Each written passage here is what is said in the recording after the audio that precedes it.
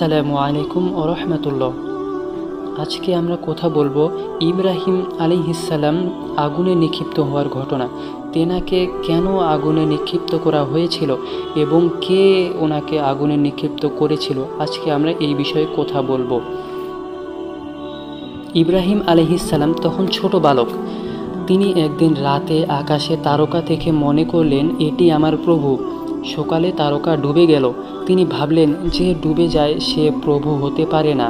তারপর তারকার চেয়ে চন্দ্রকে বড় মনে হলো। ভাবলেন, তাহলে এটাই তার প্রভু।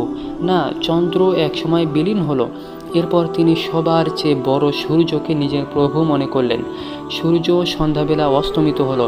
তিনি বুঝতে পারলেন, এদের কেউ তার প্রভু নয়, বরং আড়াল থেকে কেউ এগুলো পরিচালনা করছেন, যাকে আমরা দেখতে পাই না। তিনি সর্বশক্তিমান আমার প্রভু। তারকা, চন্দ্র, সূর্য ইত্যাদির যিনি সৃষ্টিকর্তা, তিনিই আমার প্রভু। ইব্রাহিম আলাইহিস সালাম মূর্তি পূজার বিরুদ্ধে অবস্থান গ্রহণ করলেন।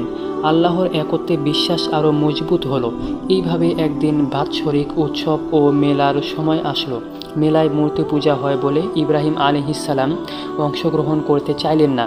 পিতা ছিলেন মূর্তির কারিগর। পরিবারের সদস্য ও বন্ধুবান্ধব তাকে মেলায় নিতে পীড়াপিড়ি করল। তিনি অসুস্থতার অজুহাত দেখিয়ে মেলায় গেলেন না। গ্রামের সবাই মেলায় চলে গেল। এরপর তিনি মূর্তিশালায় প্রবেশ করে সকল মূর্তি ভেঙে দিলেন, শুধু বড় মূর্তিটি অক্ষত রাখলেন। মানুষ মেলা থেকে বাড়ি ফিরে দেখল, সকল প্রতিমা ও মূর্তি ভাঙা অবস্থায় পড়ে আছে। তারা কানাকানি করতে লাগলো, কে এই কাজ করলো। সবার সন্দেহের তীর তার দিকে, যেহেতু তিনি একাই মেলায় যাননি, অতএব সেই এই মূর্তি ভেঙেছে। সকলে ইব্রাহিম আলাইহিস সালাম এর নিকটে গেল এবং জিজ্ঞাসা করল। ইব্রাহিম আলাইহিস সালাম উত্তরে বললেন, মূর্তি ভাঙ্গার কুড়ালটি তো সবচেয়ে বড় মূর্তির ঘাড়ে আছে, তাকে গিয়ে জিজ্ঞাসা করো, হয়তো সেই এই কাজটি করেছে। তখন তারা রাগান্বিত হয়ে বলল, তুমি কি আমাদের সাথে মশকরা করছো? তুমি কি জানো না মূর্তি কথা শুনতে পায় না, কথা বলতে পারে না? ইব্রাহিম আলাইহিস সালাম উত্তরে বললেন, তোমরা এমন বস্তুর কেন ইবাদত করো যে তোমাদের কথা বুঝতেও পারে না, আবার কথা বলতেও পারে না?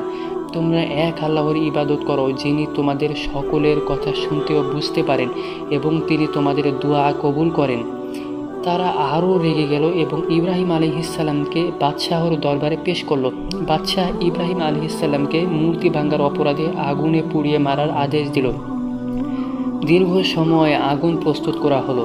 একদিন দেশবাসীকে সমবেত করে ইব্রাহিম আলাইহিস সালামকে আগুনে নিক্ষেপ করা হলো।